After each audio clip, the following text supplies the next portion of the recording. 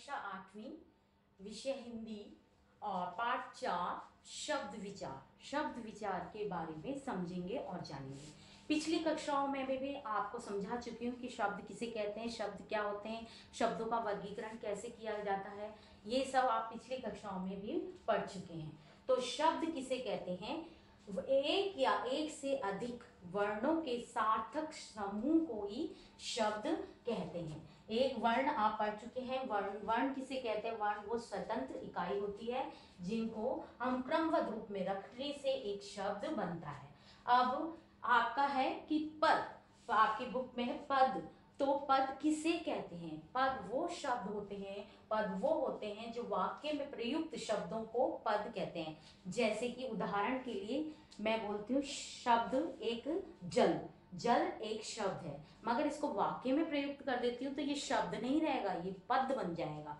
जैसे कि जल ही जीवन है, तो आप जल जो है एक शब्द नहीं रहा, वो पद बन गया, यानी कि वो वाक्य में जुड़ गया, जल ही जीवन है। तो इसी प्रकार से हमें अगर शब्द और पद में अंतर पता करना है तो एक तरफ शब्द और दूसरी तरफ पद लिख करके हम इस अंतर को पता कर सकते हैं कि एक शब्द की परिभाषा और दूसरी तरफ पद की परिभाषा लिखी जाएगी। अब हम शब्द का वर्गीकरण करेंगे। शब्दों का वर्गीकरण हम सबसे पहले उत्पत्ति के आधार पर करेंगे, जो आपका पेज नंबर 37 है वो निकालिए। 37 पर देखिए, उत्पत्ति के आधार पर यानी कि शब्दों का जन्म कैसे हुआ हिंदी में, व्याकरण में।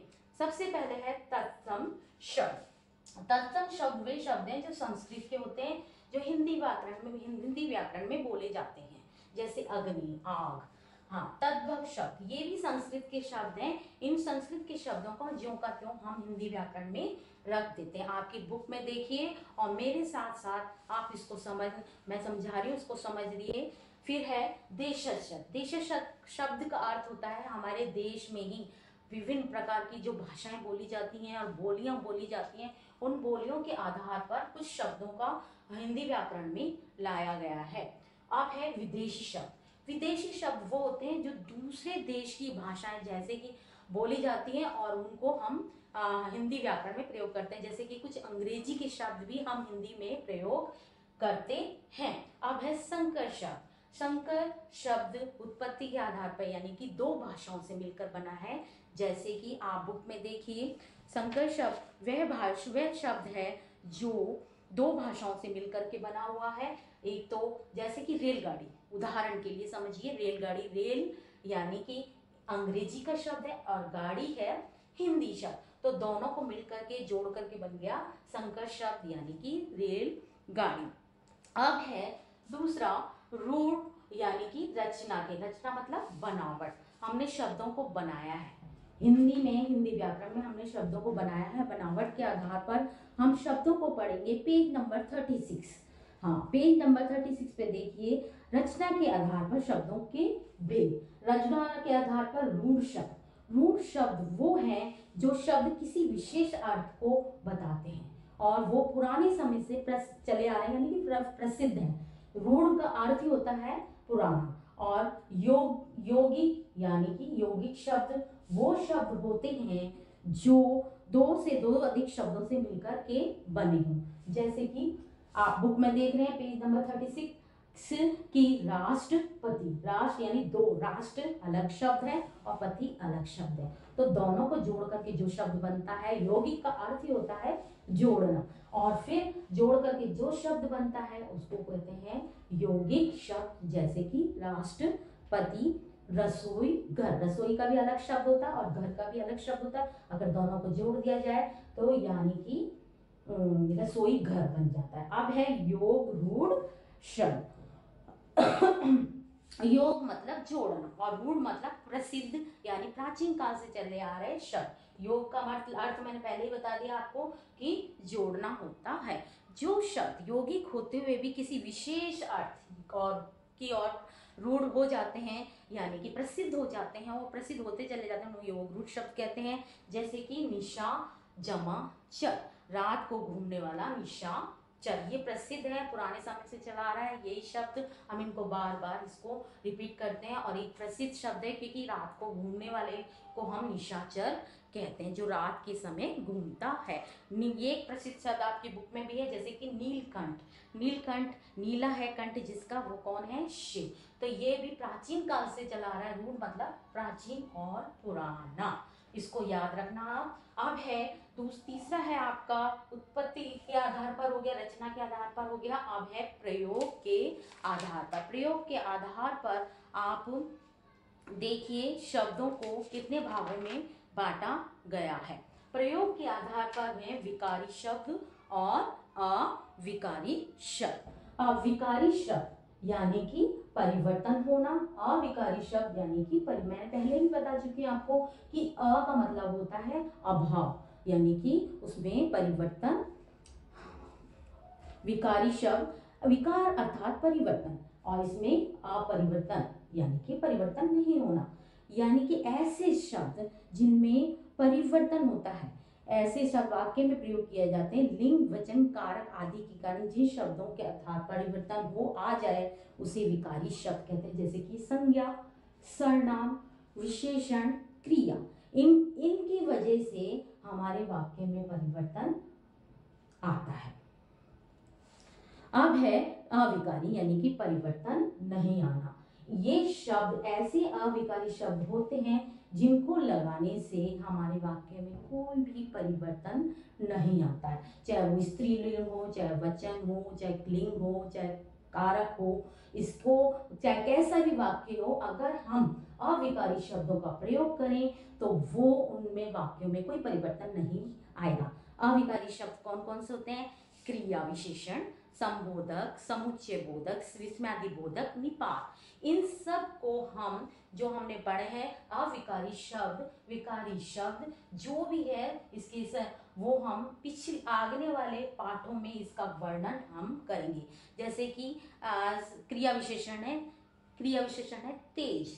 कौन सा क्रिया विशेषण है? ये तेज। तो ये आपको आगे आने वाले पाठों में पढ़ाऊंगी, समझाऊंगी कि कौन कौन से तेज। तेज से हमारे वाक्य में कोई परिवर्तन नहीं आएगा। जैसे कि दादी माँ तेज तेज चल मंदिर जाती हैं, तेज तेज चलकर मंदिर जाती हैं, यानी कि वो दादियाँ माँ हो, यानी कोई सा भी लिंग हो, कितने भी वचन हो, एक वचन हो चाहे बहुवचन हो, चाहे लिंग हो, लिंग का स्त्रीलिंग हो चाहे पुल्लिंग हो, तो तेज हो किसी के लिए परिवर्तन नहीं होगा तेज शब्द, क्योंकि वो क्रिया विशेषण है। तो इसमें अविकारी शब्द में क्रिया विशेषण, संबंध बोधक, समुच्चय बोधक, विस्मयादि बोधक और निपात आते हैं। अब हम पढ़ेंगे कि इसका विकारी शब्द के बाद है अर्थ के आधार पर, अर्थ के आधार पर शब्दों का वर्गीकरण। अर्थ के आधार पर हम सार्थक शब्द लेते हैं और निरर्थक शब्द लेते हैं। सार्थक शब्द वो होते हैं जिनका अर्थ पूरा पूरा निकलता है, और निरर्थक शब्द वो होते हैं जिनका कोई भी अर्थ नहीं निकलता। उसमें हमें हिंदी में उसका प्रयोग बहुत कम करते हैं, जैसे कि चाय शाय, कॉफी वॉफी, ये यानी कि निरर्थक शब्द है, और सार्थक शब्द हैं जिनका पूरा पूरा अर्थ निकलता है। ये मैं पिछली कक्षाओं में भी आपको पूरा समझा चुकी हूँ कि कौन कौन से शब्द होते हैं। तो ये निरर्थक शब्दों का तो हम हिंदी वाक्य में प्रयोग ही नहीं करते, तो हम अब लेते हैं सार्थक शब्द। अब सार्थक शब्द जो है इनमें हम पूरी हिंदी व्याकरण में सार्थक शब्दों का प्रयोग करते हैं। पढ़ेंगे, समझेंगे, लिखेंगे, याद करेंगे, ये सार्थक शब्द ही है। जैसे कि सबसे पहले आप पढ़ेंगे एकार्थी शब्द, सार्थक शब्द है ये सारे। निरर्थक शब्दों का हमारी हिंदी व्याकरण में कोई मतलब नहीं है, कोई ज्ञान नहीं है, क्योंकि ये निरर्थक है, बेकार के शब्द हैं। इनको कभी कभी हम हिंदी व्याकरण में, हिंदी में पाठ्य पुस्तक में प्रयोग में ला सकते हैं, मगर इनका कोई प्रयोग नहीं होता। मगर सार्थक शब्दों का हम पूरी व्याकरण, पूरी हिंदी पढ़ते हैं। वो है सबसे पहला एकार्थी, यानी कि एक शब्द का कई अर्थ। और विलोम शब्द यानी विपरीतार्थक शब्द, उल्टा कर देना, विलोम शब्द। आप बुक में देखिए अपने, कई शब्द ऐसे होते हैं जो प्रयोग में लिए जाते हैं और विपरीतार्थक होते हैं, जिनको हम विलोम शब्द भी कहते हैं। अब है श्रुति संभिन्नार्थक शब्द। श्रुति मतलब कान से सुनने में कभी कभी कोई शब्द समान लगते हैं, मगर उनका अर्थ भिन्न भिन्न अलग अलग होता है, यानी कि भिन्न भिन्न अलग अलग होता है। जैसे कि मात्र, माता, और मात्र, मात्र, माता, और मात्र यानी केवल। आप अपनी बुक में देख सकते हैं एकार्थी शब्द, जैसे कि ऐसे शब्द जिनका प्रयोग एक ही अर्थ होता है, अनेकार्थी शब्द जिन शब्दों में एक से अधिक अर्थ होता है। और पेज नंबर 38 पर देखिए आप। और श्रुति संविनार्थक शब्द में समझा चुकी हूँ आपको कि सुनने में तो एक समान होते हैं मगर उनके विभिन्न अर्थ निकलते हैं। अब तो यह है अनेक शब्दों के लिए एक शब्द, यानी कि बहुत सारे शब्द हैं उनके लिए हम एक शब्द बना सकते हैं। जैसे कि अनाथ, जिसके माँ बाप ना हो वो कहलाता है अनाथ। अनाथ कह लो, चाहे जिसके माँ बाप ना हो वो कह लो, तो यानी कि बहुत सारे शब्दों का एक शब्द बनेगा। जिसके माता पिता ना हो वो अनाथ कहलाता है। तो ये अनेक शब्दों के लिए एक शब्द। अब है आपकी 8वीं कक्षा में कुछ ऐसे अन्य शब्द भी हैं जो कि प्रयोग में लिए जाते हैं हिंदी में, हिंदी व्याकरण में। वो है सबसे पहले सामान्य शब्द, जो दैनिक बोलचाल की भाषा में दिन भर में हम कभी कभी ऐसे शब्दों का प्रयोग करते हैं, वो सामान्य। जैसे भोजन, वस्त्र, पक्षी। तकनीकी शब्द, तकनीकी शब्द वे शब्द जिनका संबंध विभिन्न विषयों, व्यवसाय, विज्ञान आदि से होता है, वो तकनीकी कहलाते हैं। जैसे कि संज्ञा, सर्वनाम, सचिव, किरण, बहुत सारे तकनीकी शब्द जो हम आपने कार्यालय में, इसका हिंदी कार्यालय में प्रयोग करते हैं और हिंदी में प्रयोग करते हैं, जहाँ हिंदी भाषा प्रयोग में लाई जाती है। अब समूहवाची शब्द, ऐसी शब्द जो किसी समूह का, समूह मतलब ग्रुप, यानी कि झुंड में रहने का बोध कराते हैं। जैसे कि दल, यह है सेना का, टिड्डियों का दल, यानी कि दल कहता है। अब मधुमक्खियों का जो भीड़ होती है, दल होता है, समूह होता है, उसको कहते हैं हम छत्ता, मधुमक्खियों का छत्ता। अब है ध्वनि बोधक शब्द।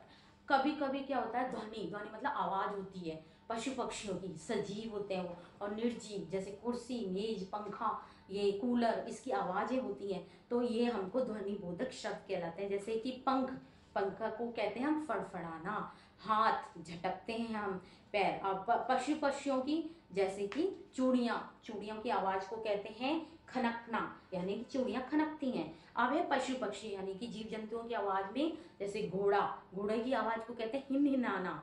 भौरा, भौरा को कहते हैं गुंजना करना, गुंजन करना। और शेर का दहाड़ना। तो ये जो है हमारे आज के पाठ में हमने बहुत सारे शब्दों का वर्णन किया है, वर्गीकरण किया है, बांटा है। इसमें 8वीं कक्षा में आप जो ये पढ़ चुके हैं, या आप 7वीं कक्षा में भी पढ़ा था आपने, और इसको ध्यान से पढ़कर लाउड रीडिंग कर करके और इसकी एक्सरसाइज करिए। पेज नंबर 41 और पेज नंबर 42 एंड 43 सोच समझ के आंसर को भरिए। Thank you.